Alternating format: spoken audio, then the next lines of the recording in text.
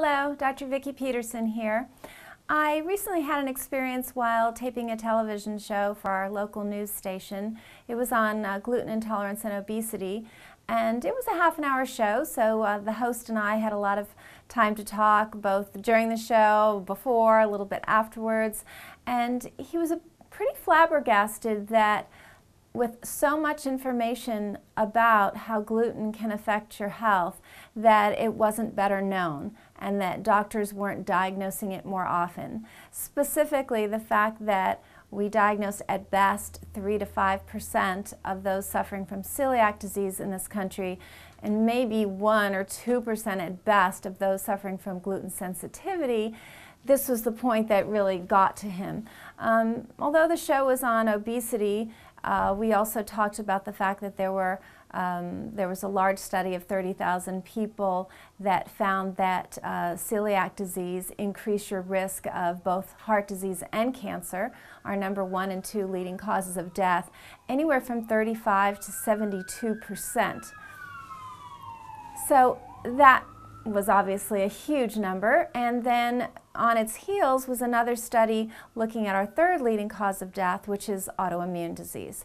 And in that study it showed that if you had celiac disease, you were 10 times more likely to develop another autoimmune disease than as opposed to the general population that did not have celiac. So you took these 2 studies together and you were really looking at the number 1, number 2, and number 3 leading causes of death in this country, vastly exacerbated or rose tremendously when someone was gluten intolerant. And he said, I don't get it. Why is that? Why in our country, where we kind of pride ourselves on high tech as far as our ability to diagnose and treat, he goes, why are we missing this one?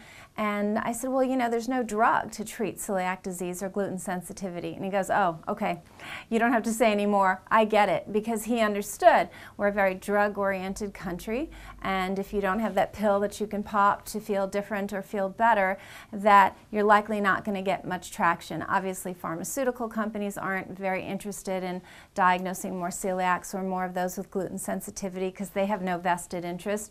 And worst case is that the only way to treat it is changing your diet, which a lot of doctors do not like to talk to their patients about that or really monitor dietary changes. So poor celiac and gluten sensitivity are in this no man's land of nobody really wants to address it. So we're going to have to address it, because we know that this is having a huge impact on the health of America.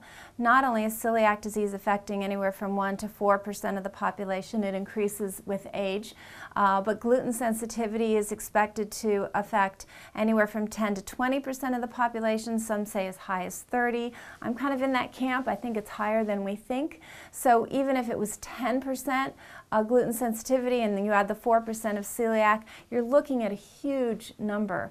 And these are people that are suffering, and instead of finding out that gluten is the problem, they instead get treated for the symptoms that gluten causes. So imagine your gluten intolerance is causing depression, so then your depression is treated with a drug. Or your gluten intolerance is causing IBS, so your IBS is treated, or your thyroid disease, migraines, you know, on and on and on it goes. So we're really missing the true root cause, which is gluten.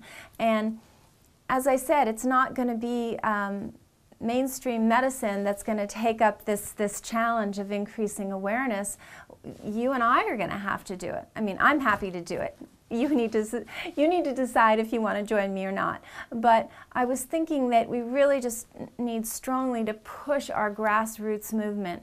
And if everybody watching videos and reading books would tell other people and really make it a mission to enlighten and educate, we could get a grassroots movement going. I mean, we're much further ahead of the game than we were 5 years ago, granted, but still we're in obscurity, unfortunately. So a little bit less obscurity, but still obscurity. So take up this challenge, if you will.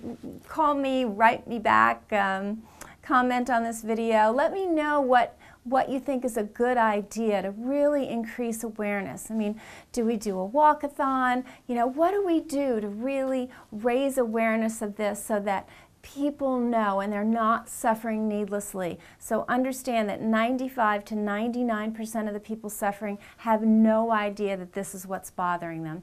And that is what I'm committed to change. So, and it's appropriate that we're talking now in May, because May is Celiac Awareness Month, but it's appropriate whatever month of the year because we need to do this. So put on your thinking caps.